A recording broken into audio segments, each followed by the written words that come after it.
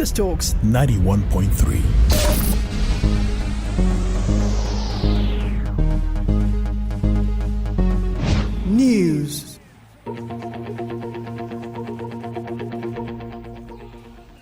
The federal government has assured that the second Niger Bridge will be ready for use by Christmas this year.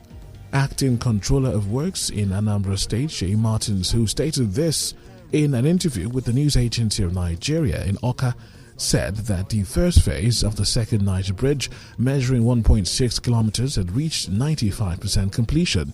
The controller said, contrary to news making the rounds, that the project would be ready by 2024. The project will be ready for use for travelers during this Yuletide.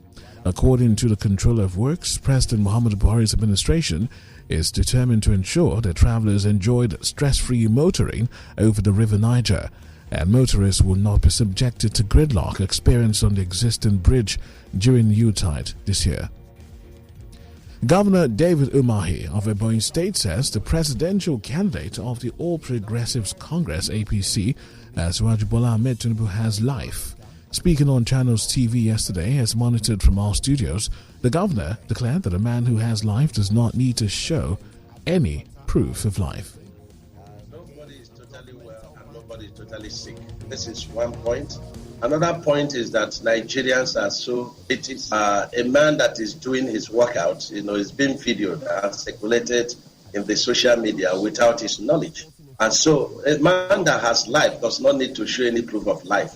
Asiwaju has life and he doesn't need to show any proof of life. And you can see that. So I think we should, concentrate on tangibles. David Umahi had contested the APC presidential primary with Tinubu and other heavyweights and lost to Tinubu. The governor was subsequently made the Southeast leader in Tinubu's 2023 presidential campaign.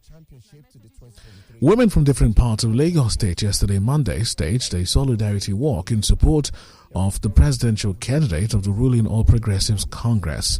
Videos of the women, comprising artisans, traders and markets and professionals dressed in pink, had marched on the streets with banners while the video trends online. The women in their hundreds had gathered at the Tinubu Square on Lagos Island and other locations in the state for the solidarity walk. The Cross River State residents yesterday embarked on a 2 million man march across major streets in the state to pledge their support for the Labour Party's presidential candidate, Mr. Peter Obi, in the 2023 general election. Labour Party's flag bearer for the Cross River South Senatorial District, Daniel Asukwo, explained that Peter Obi is capable of turning the country around by tackling insecurity strikes by the Academic Staff Union of Universities, amongst others.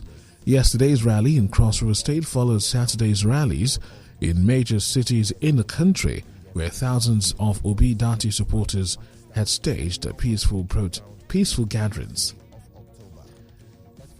The National Drug Law Enforcement Agency, the NDLEA, has uncovered a drug house where about 13.4 million pills of tramadol, 225 mg, with a street value of 8.86 billion naira were recovered.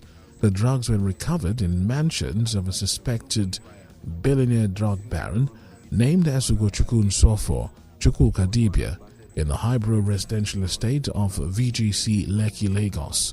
The NDLEA, in its statement issued by its director, Media and Advocacy, Femi Babafemi, said Ugochukwu, who is chairman of the Auto Nation Motors Limited, was arrested Friday the 30th of July, along with a chemist, Sunday Uka, who cooked the illicit drugs for him. The incident came barely 2 months after the drug agency also uncovered a methamphetamine clandestine laboratory in the residence of another drug kingpin in the estate, one Chris Emeka Nzewe. The Registrar and Chief Executive Officer, Joint Admissions and Matriculations Board JAMB, Professor Ishaq Oluyede, yesterday lamented that incessant strikes by the Academic Staff Union of Universities ASU is destroying university education in the country. He added that the union must realize that the country is no longer in a military regime, hence there must be a paradigm shift, as one cannot do the same thing the same way all the time. Speaking at the grand finale of the 2022 Independence Day essay competition organized by the Osun State government in Osogbo, Oloyede, who was represented by the JAM's Director of Legal Services, Abdul Wahab Oyedokun, said stakeholders must find a way for a workable education within the available legal framework. Outside of the country, Burkina Faso's new military leader, Captain Ibrahim Traoré, has urged cabinet ministers to move faster to fix the country's urgent problems, including an insurgency by Islamist militants. The man he ousted in a coup on Friday has formally agreed to step down, according to religious and community leaders. They said Captain Ibrahim Traoré had accepted Lieutenant Colonel Paul Henry Damiba's resignation and conditions which he had set. He has gone to Togo, according to that country's government spokesman. North Korea has fired a suspected missile over Japan in what appears to be a deliberate escalation to get the attention of Tokyo and Washington. The ballistic missile traveled about 4,500 kilometers before falling into the Pacific Ocean, far enough to hit the U.S. island of Guam if it took another trajectory.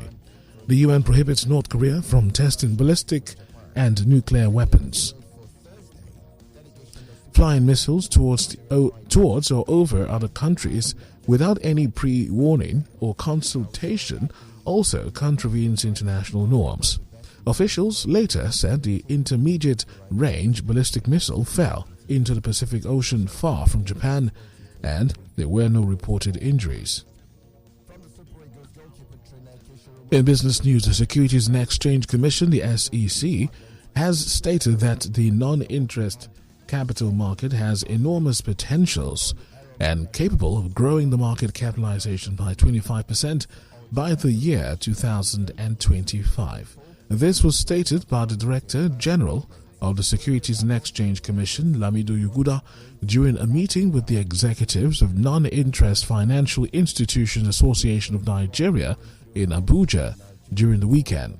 Yuguda stated that the Capital Market Master Plan has a target that by the end of the plan period, 25% of market capitalization in the capital market should come from the non-interest sector.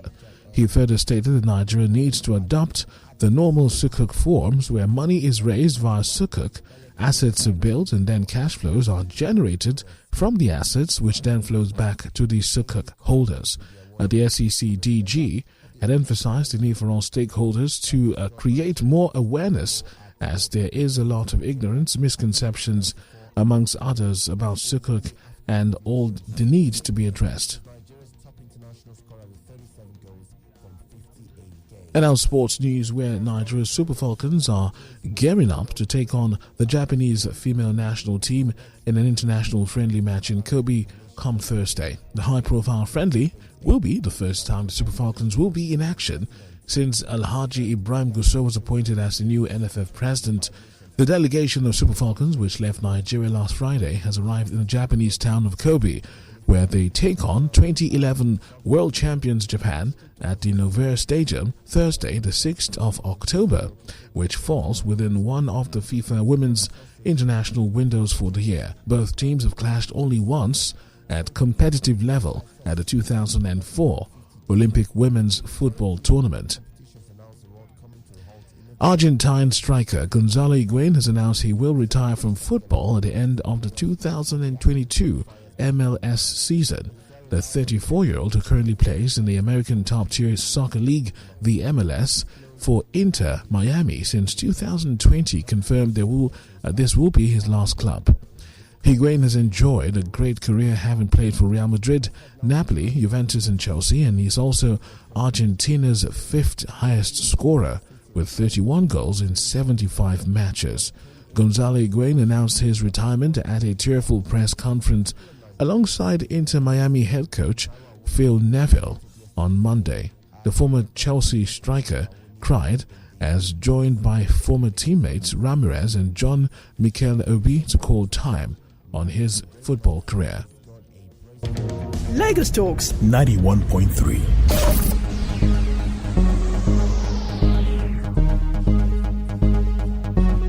News. The revolution is here. We are Lagos Talks 91.3. Let's talk.